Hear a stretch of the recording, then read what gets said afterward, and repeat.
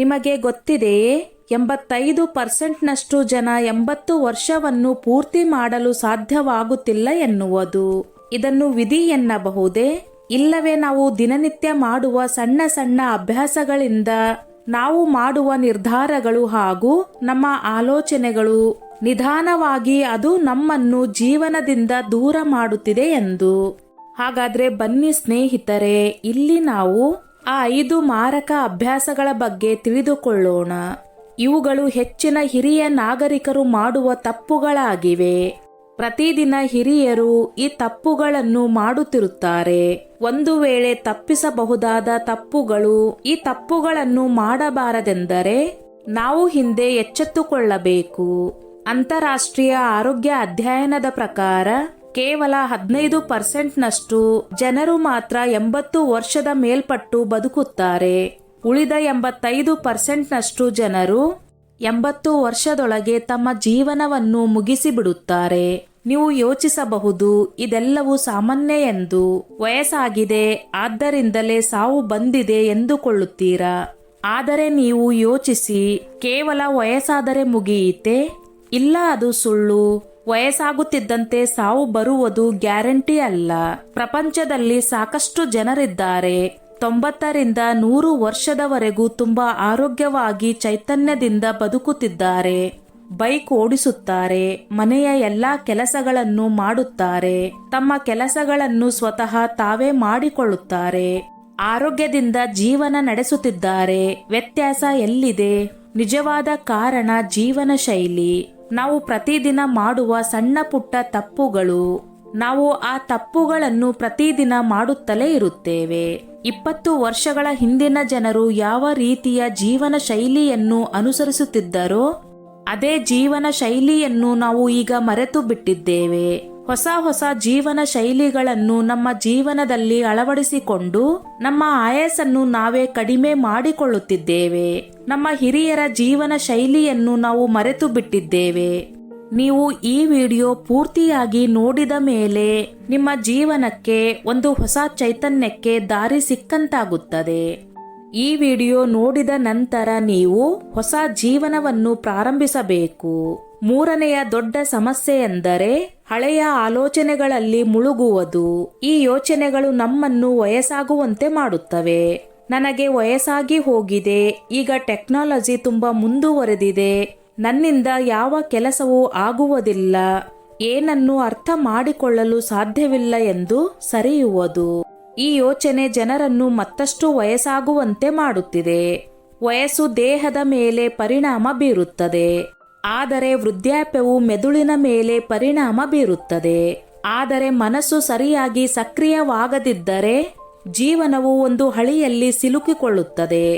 ದಿನವಿಡೀ ಟಿವಿ ನೋಡುವುದು, ಪತ್ರಿಕೆ ಓದುವುದು, ಮಧ್ಯಾಹ್ನದಿಂದ ಸಾಯಂಕಾಲದವರೆಗೂ ನಿದ್ದೆ ಮಾಡುವುದು, ಸಾಯಂಕಾಲ ದೇವರ ಭಜನೆ, ಇವೆಲ್ಲವೂ ಸರಿ. ಆದರೆ ಇದರಲ್ಲಿ ಏನಾದರೂ ಹೊಸದಿದೆಯೇ? ನಮ್ಮ ಮೆದುಳನ್ನು ಯಾವಾಗಲೂ ಸಕ್ರಿಯವಾಗಿಡಲು, ಚುರುಕಾಗಿಡಲು ಪ್ರತಿದಿನ ಏನಾದರೂ ಹೊಸದನ್ನು ಕಲಿಯಬೇಕು. ಮೊಬೈಲ್ ಬಳಸುವುದನ್ನು ಕಲಿಯಿರಿ. ಯೂಟ್ಯೂಬ್ನಲ್ಲಿ ಹೊಸ ಅಡುಗೆ ಮಾಡುವುದನ್ನು ಕಲಿಯಿರಿ. ಬೇರೆ ಬೇರೆ ಭಾಷೆಗಳನ್ನು ಕಲಿಯಿರಿ. ಸ್ನೇಹಿತರ ಜೊತೆ ಸೇರಿಕೊಂಡು ಹಾಡು ಹೇಳುವುದು, ಭಜನೆ ಮಾಡುವುದು, ತಬಲಾ ಬಾರಿಸುವುದು ಕಲಿಯಿರಿ. ಯಾವ ರೀತಿ ನಮ್ಮ ದೇಹಕ್ಕೆ ಚಲನೆ ಅಗತ್ಯವಿದೆಯೋ ಅದೇ ರೀತಿ ಮೆದುಳಿಗೂ ಕೂಡ ಹೊಸ ವಿಷಯಗಳನ್ನು ಕಲಿಯುವುದು ಅಗತ್ಯವಿದೆ. ನಮಗೆ ವಯಸ್ಸಾಗಿದೆ, ನಮ್ಮ ಜೀವನವೇ ಇಷ್ಟು, ಇನ್ನು ಮುಂದೆ ಮುಗಿದು ಹೋಯಿತು ಎಂದುಕೊಂಡು, ವಯಸ್ಸಾಗಿದೆ ಎಂದುಕೊಂಡು ಸುಮ್ಮನೆ ಇರಬಾರದು.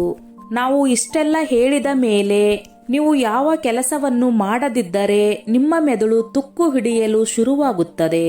ಒಂದು ಅಧ್ಯಯನದ ಪ್ರಕಾರ ರಿಟೈರ್ಮೆಂಟ್ ಆದ ಮೇಲೆ ಜನರು ಹೊಸ ವಿಷಯವನ್ನು ಕಲಿಯಲು ಶುರು ಮಾಡಬೇಕು. ಆಗ ಅವರಿಗೆ ಬುದ್ಧಿಮಾಂದ್ಯತೆ ಮತ್ತು ಅಲ್ಝೈಮರ್ನಂತಹ ಅಪಾಯವು 50% ಕಡಿಮೆಯಾಗುತ್ತದೆ. ನಿಮ್ಮ ಆಲೋಚನೆಗಳನ್ನು ಹಳಸುವಂತೆ ಮಾಡುವುದರಿಂದ ನಿಮ್ಮ ಜೀವನವನ್ನೇ ನಾಶ ಮಾಡುತ್ತವೆ. ಆರೋಗ್ಯವನ್ನು ನಿರ್ಲಕ್ಷಿಸುವುದು. ವಯಸ್ಸಾದ ಮೇಲೆ ಕೆಲವೊಂದಿಷ್ಟು ಹಿರಿಯರು ನಮಗೆ ವಯಸ್ಸಾಗಿ ಹೋಗಿದೆ, ಇನ್ನು ಕಾಯಿಲೆಗಳು ಬರುವುದು ಸಹಜ ಎಂದು ಆರೋಗ್ಯದ ಬಗ್ಗೆ ನಿರ್ಲಕ್ಷ್ಯ ವಹಿಸುತ್ತಾರೆ.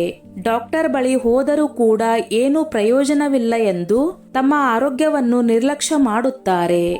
ಜನರು ತಮ್ಮ ಆರೋಗ್ಯಕ್ಕಿಂತ ನಿರ್ಲಕ್ಷ್ಯ ವಹಿಸುವುದರಿಂದಲೇ ತಮ್ಮ ಜೀವನವನ್ನು ಕಳೆದುಕೊಳ್ಳುತ್ತಾರೆ. ಔಷಧಿಗಳನ್ನು ಸರಿಯಾದ ಸಮಯಕ್ಕೆ ತೆಗೆದುಕೊಳ್ಳದಿರುವುದು, ಡಾಕ್ಟರ್ ಹತ್ತಿರ ಸರಿಯಾದ ಸಮಯಕ್ಕೆ ಚೆಕಪ್ ಮಾಡಿಸಿಕೊಳ್ಳದಿರುವುದು, ಊಟದಲ್ಲಿ ಸರಿಯಾದ ಗಮನ ಹರಿಸದೇ ಇರುವುದು, ತಮ್ಮ ದೇಹಕ್ಕೆ ಹಿಡಿಸದಿದ್ದರೂ ಅಂತಹ ಆಹಾರ ಪದಾರ್ಥಗಳನ್ನು ಸೇವಿಸುವುದು, ಸಮಯಕ್ಕೆ ಸರಿಯಾಗಿ ಆಹಾರವನ್ನು ಸೇವಿಸದಿರುವುದು, ಆಹಾರದಲ್ಲಿ ಡಯಟ್ ಫಾಲೋ ಮಾಡದೇ ಇರುವುದು, ಈ ರೀತಿ ನಮ್ಮ ದೇಹದ ಬಗ್ಗೆ ಆರೋಗ್ಯದ ಬಗ್ಗೆ ನಿರ್ಲಕ್ಷ್ಯ ವಹಿಸುವುದರಿಂದ ದಿನೇ ದಿನೇ ನಮ್ಮ ಆರೋಗ್ಯ ಹದಗೆಡುತ್ತದೆ, ನಮ್ಮ ಆಯಸ್ಸು ಕೂಡ ಕಡಿಮೆಯಾಗುತ್ತದೆ. ಇನ್ನು ಕೆಲವೊಂದಿಷ್ಟು ವಯಸ್ಸಾದವರು ನಮ್ಮದೆಲ್ಲ ಮುಗಿದು ಹೋಗಿದೆ, ದೇವರ ಪಾದ ಸೇರುವುದು ಬಾಕಿ ಇರುವುದು ಎಂದು ತಮ್ಮ ಆರೋಗ್ಯದ ಬಗ್ಗೆ ನಿರ್ಲಕ್ಷ್ಯ ವಹಿಸುತ್ತಾರೆ. ಅಲ್ಲದೆ ಈ ವಯಸ್ಸಿನಲ್ಲಿ ಶುಗರ್, ಬಿಪಿ, ಕೊಲೆಸ್ಟ್ರಾಲ್ ನಂತಹ ರೋಗಗಳು ಅವರನ್ನು ಮತ್ತಷ್ಟು ಕುಗ್ಗುವಂತೆ ಮಾಡುತ್ತವೆ. ಸಮಯಕ್ಕೆ ಸರಿಯಾಗಿ ಈ ರೋಗಗಳ ಬಗ್ಗೆ ನಾವು ಕಾಳಜಿ ವಹಿಸದಿದ್ದರೆ, ಅವುಗಳನ್ನು ತಡೆಯದಿದ್ದರೆ ನಮ್ಮ ದೇಹವನ್ನು ನಿಧಾನವಾಗಿ ಸಾಯುವಂತೆ ಮಾಡುತ್ತವೆ.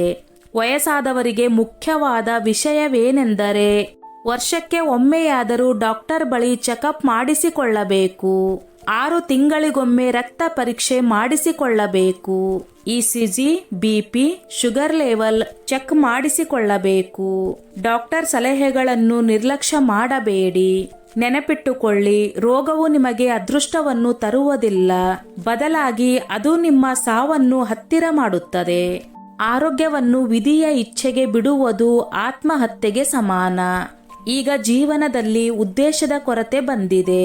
ಈ 6 ಮಾರಕ ತಪ್ಪುಗಳನ್ನು ನಾವು ನೋಡಿದ್ದೇವೆ. ಮುಂದೆ ಏನು ಮಾಡಬೇಕೆಂಬುವುದೇ ಪ್ರಶ್ನೆ. ಇದಕ್ಕೆ ಉತ್ತರವೆಂದರೆ ನಿಮ್ಮ ದೈನಂದಿನ ಅಭ್ಯಾಸಗಳನ್ನು ಬದಲಾಯಿಸುವುದು ಮತ್ತು ಪ್ರತಿದಿನ ನಡೆಯಲು ಪ್ರಾರಂಭಿಸುವುದು. ನಿಮಗೆ ಮೊಣಕಾಲು ನೋವಿದ್ದರೆ ನಿಧಾನವಾಗಿ ನಡೆಯಲು ಪ್ರಾರಂಭಿಸಿ, ಆದರೆ ನಿಲ್ಲಿಸಬೇಡಿ. ನಡೆಯುವುದು ಜೀವನಕ್ಕೆ ಜೀವ ವಿಮೆ ಇದ್ದ ಹಾಗೆ.